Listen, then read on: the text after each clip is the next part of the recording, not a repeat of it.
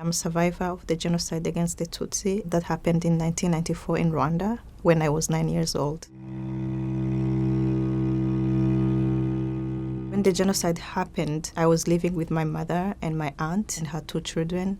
Soon on April 7th, we learned that one of their neighbours had been killed, and his wife sent someone to come to tell my mom that we had to flee right away. And that's what we did. We had to flee at a factory right behind our house. But then one of the guards, the one who was Tutsi, was killed. And the one who was Hutu urged us to flee. The group decided that maybe we can go ask for refuge at one of the prominent leaders who was a neighbor. He could not offer refuge, but he advised the group to go to Etokichukiro. So that's where there was a UN mission site for the peacekeepers.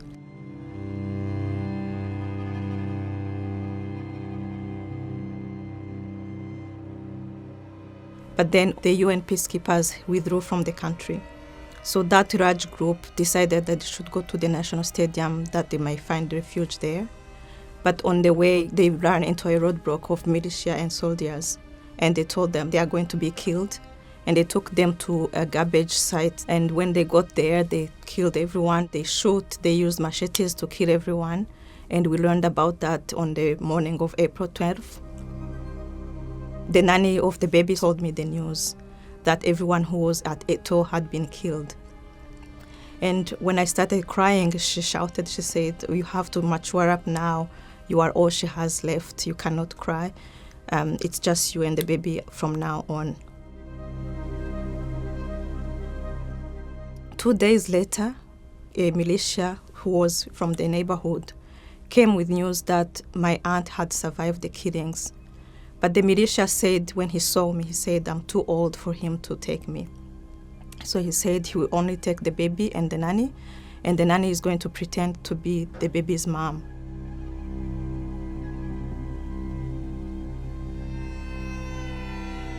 I tried to go find my aunt, but on my way, there was a dead body of a woman who was lying lifeless in the street. And when I saw the dead body, I could not walk past it, so I went back running, and I went back to that house, and I stayed in that house for 2 months. I was just by myself, and I was feeding on powdered milk and sugar dissolved in rainwater.